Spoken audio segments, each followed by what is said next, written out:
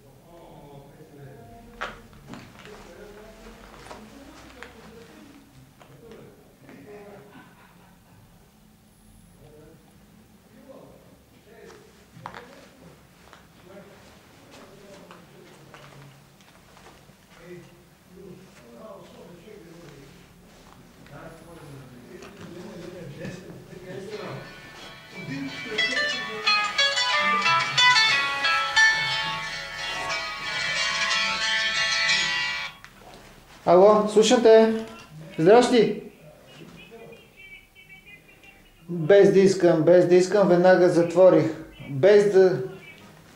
Да, аз за утре, да ти кажа, аз за утре го отложих за събота, защото не мога, исках да го организирам, понеже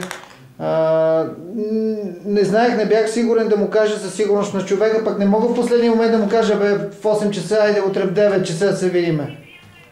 Малко е припряно и... Разбира се. Добре.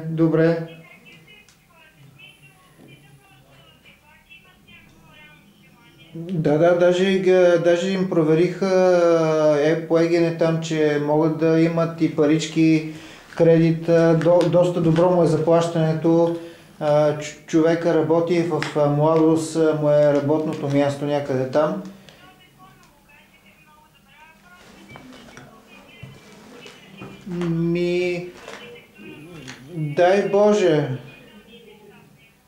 Дай Боже, просто не мога да ти кажа със сигурност това, което...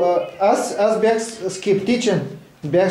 С това, че защото те са с малко дете, дали ще им хареса жилището, нали, първият момент, като разговарях с тях, но когато бяхме говорили първия път, те им казаха, че много им харесва жилището и сега след като ми се обаждат и искат да го гледат, не мога да кажа със сигурност. Не съм.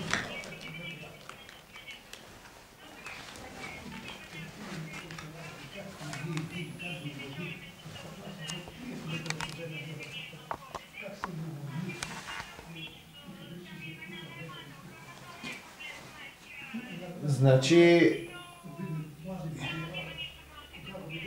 разбира се, ние няма да я притеснявам пък и нея, но въпросът е, че спокойно ще бъде, когато кажеш колко часа кажеш, като говорим с нея и с тях ще се оговорим за час, така че да е удобно на всички и да не се притеснява никой.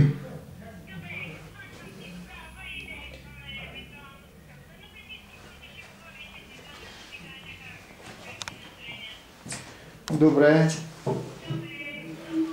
До после, благодаря ти за обаждането. Чао.